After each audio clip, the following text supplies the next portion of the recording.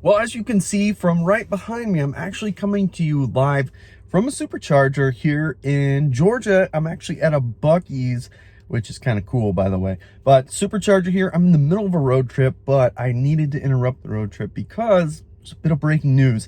This one's actually kind of big news, and it's something we've been waiting for about 8 months, if memory serves me correct. I'm on a road trip right now and I'm in my long range Model 3. This car has been off menu for about 8 months now. You can actually finally order a long range Model 3. And although there was a lot of speculation about it would not be returning until Project Highland was complete, which of course is the refresh project for the Model 3, turns out that's not going to be the case. Now, there are a couple things to note, and I've been trying to track prices for what we would expect to see the long-range Model 3 to return at, and I was off by about $2,000 at this point.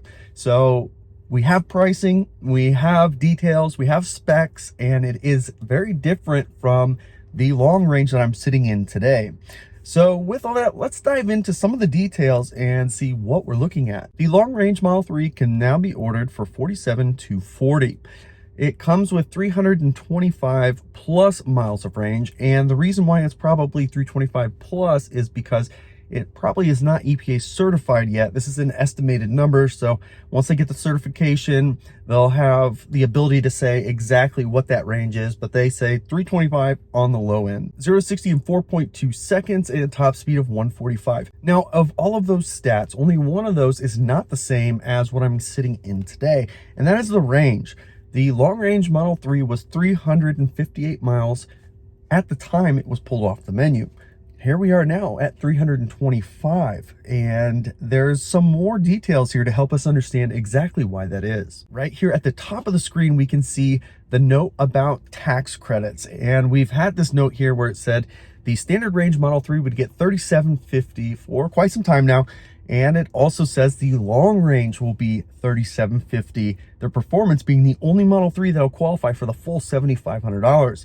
So what does that mean? Well, that means it's assembled in North America at least, but the battery is not compliant. So that means this new Model 3 is going to be coming with an LFP battery, which would explain why the range is less than what it was before. Usually we see range increase when we have changes, but this time it actually went down.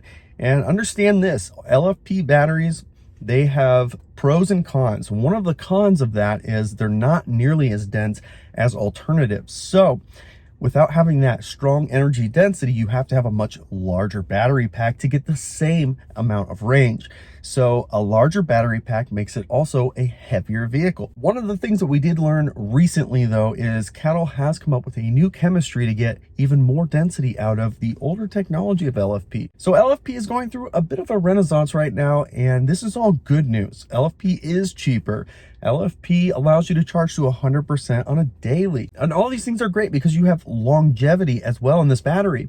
Unlike other forms that Tesla offers today, you can't charge those to 100%. Those other batteries, they prefer to be charged 90% or less on the daily. So when you consider that, the previous long range at 358 miles of range, if you charge it to 90%, you'd get 322 miles of range. So technically it's in the same ballpark or even slightly more range daily by being able to charge to 100% without damaging the battery. For all intents and purposes, it could be considered just as good as the previous long range Model 3 because of that LFP battery. Now understand this though, LFP batteries do not perform in cold weather nearly as good. So when you're in cold weather, it's going to have a harder time warming up. It's going to have a harder time giving you full regen, all those things in charging speed. But if we look at the stats on this, it does say that these battery packs are going to be able to accept the full 250 kilowatt charge rate. This is great news. Previous models of LFPs that have been here in the United States at least are capped at 170 kilowatt. Specifically, the standard range Model 3, 170 kilowatt. When the LFP was offered in the Model Y for a very short period of time, it also was capped at 170 kilowatts. So this new version is going to have the ability to charge at the full 250 kilowatts, which is huge.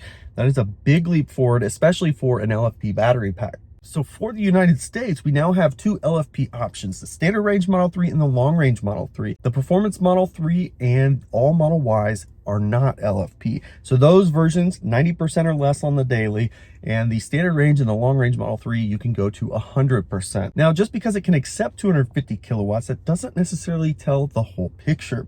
How long can it charge that? What is the charge curve of this? An LFP battery is not going to be able to charge nearly as fast, especially when you talk about the whole battery pack. And we're seeing this also in the specs at the bottom of the page. Like many other manufacturers, Tesla gives you a basic number of how many miles of range you can charge in 15 minutes. And for the previous Model 3 long range, it was 175 miles in 15 minutes. This new version, 147 miles in 15 minutes. So that's 16% less range that you'll charge in just that 15 minutes. So again, that goes to point to an LFP battery. Now, here's where I don't quite understand how this vehicle came back and how it's sitting where it is. I totally get LFP, and there's a lot of benefits for doing that, especially on the cost side. But it's in a very awkward position, especially now that it is LFP, because it only gets half the tax credit. When you look at this Model 3 and you compare it to the alternatives, even just at Tesla, here's what you're looking at. Assuming you qualify for all tax credits available on all Tesla models that you would purchase, here is a breakdown of why this car is maybe not as good a deal as it seems. The long-range Model 3 after $3,750 tax credit would be $43,490. On the other hand, if we go over to the Model Y, which has quite a bit more room and quite a bit to offer, it comes in at $39,740 because of that $7,500 tax credit. Now, you only get 279 miles of range, and your 0 to 60 is 5 seconds instead of 4.2. In addition, you can also get the awesome long-range all-wheel drive Model Y with 330 miles of range, 4.8, 0 to 60 at $42,740. So you can literally step into a Giga Austin-made 4680 battery cell Model Y for about $3,750 cheaper than this long-range Model 3. If you wanted the long-range all-wheel drive Model Y, which is the most popular, you can get into that for $750 less than that Model 3. And again, this assumes you qualify for the full tax credit, and this is at time of filing your taxes, at least for this year's purchases. Next year, though, that will be at time of purchase. And this is why I continue to say the long-range Model 3 is in an awkward spot, and especially now with this LFP battery, because it's not just going to be marginally less, it's actually going to be more money than stepping into a Model Y. So there's a lot to really think about when considering this new long-range Model 3. Very interesting to see this. I'm glad to see that the Model 3 long-range is back, and I'm glad to see a new form factor for the batteries, because this is going to be something new that we can look at, and it's going to help advance LFPs even more and help to bring a balance into where battery resources are available. I do hope that you enjoyed this video. If you did, of course, give it a thumbs up. If you haven't already, of course, subscribe to the channel as we continue to post content regularly. You can follow us on Twitter and Instagram at Bearded Tesla. Thanks so much for joining us, and we'll catch you next time.